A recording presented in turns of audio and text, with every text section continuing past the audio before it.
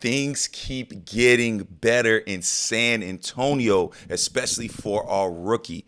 There have been very high expectations for Victor Wembanyama. However, he is still projected to be even better this year, taking that superstar leap. And it's not just us that's noticed. It is also the national media as well as some of the OGs in the game. Welcome in, Spurs family. I am Bryan Colbert Jr. This is Spurs Digest. Thank you all so much for supporting, for showing love, for subscribing, for sharing, for commenting. We cannot get to this point without you all, and we are growing at a fast pace. And the season hasn't even started yet. So thank you all so much. If you have not subscribed yet, make sure you subscribe. Make sure you hit that little doorbell thing to get the little notifications. And trust me, guys, we understand. We know there's been a lot of mock trades. We know there's been a lot of discussion about hypotheticals and things like that. But bear with us. Right now, there is nothing going on. But however, the season is approaching quickly. And as soon as the season comes, we promise you we are going to be giving you phenomenal content. We're talking pregame shows, post-game shows. We're talking about live streams,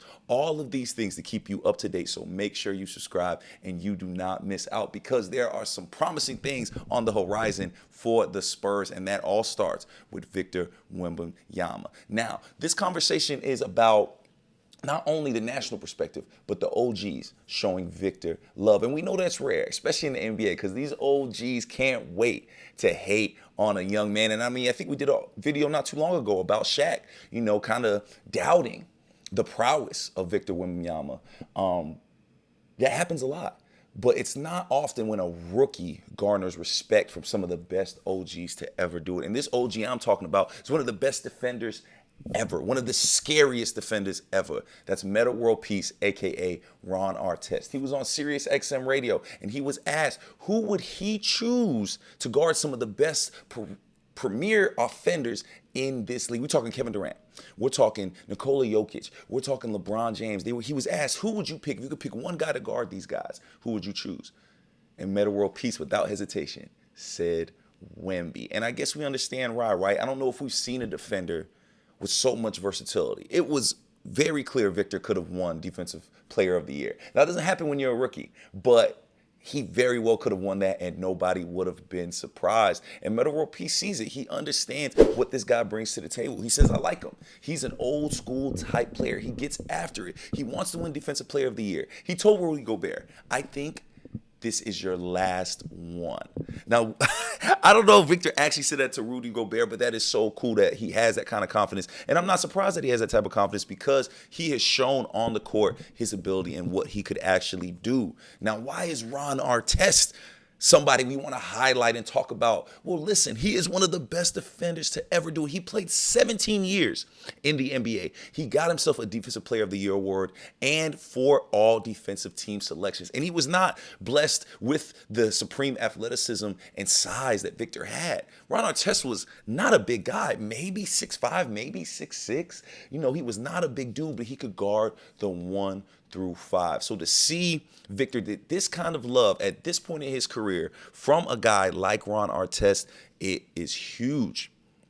Now, Wemby's rookie numbers do suggest that he is going to be one of the best players in the NBA. But a lot of times with defense, the numbers don't really tell the whole story. Yes, we can see 3.6 blocks per game, 1.2 steals per game, which is crazy for somebody his size. However, the way he's able to impact the floor with that 7'4" frame is incredible. And guys, I don't know about y'all, but I am feeling what we are hearing about Victor Wembanyama. And Lupe Fiasco said it perfectly.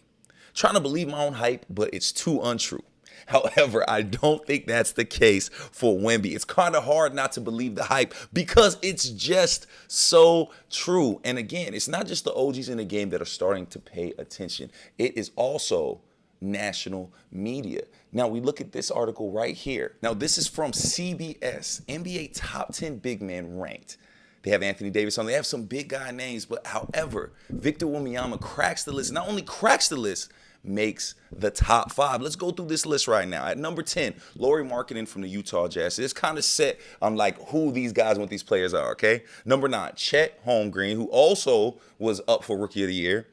Paolo Banchero, Domantas Sabonis at 7, Bam Adebayo at 6, and then at number 5, Victor Wembanyama, ranking 12 overall in the top 100 list too, because they also did a top 100 list, but they also split it between big men. So he's ranked 5 in the big men in the NBA today after one season, and he's also ranked 12th overall in the NBA. That's how much people really revere this guy. Then you look at Anthony Davis at 4, Joel Embiid at 2, Joel Embiid at 3, Giannis at 2, and then Jokic, of course, at number 1.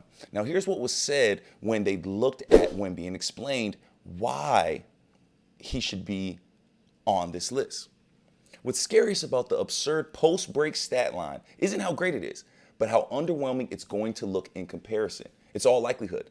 That's the worst he's going to be for a long, long time. It might be 15 years before we post another one of these lists that has him outside of the top 10. That is writer Sam Quinn giving big love to Victor Wembanyama. And why is this important, guys? Why is this important? Because we have seen time and time again, number 1 picks come in and out and not get the love, respect, or even put the game on the court, put the product on the court that garners this type of love. Victor has done that, and I don't think any of us will say that this is hype. Leave the comments. Do you think this is hype? Do you think Victor is getting too much love too early? Is this too high a praise? Because, again, we have to remember, the Spurs did have a losing season.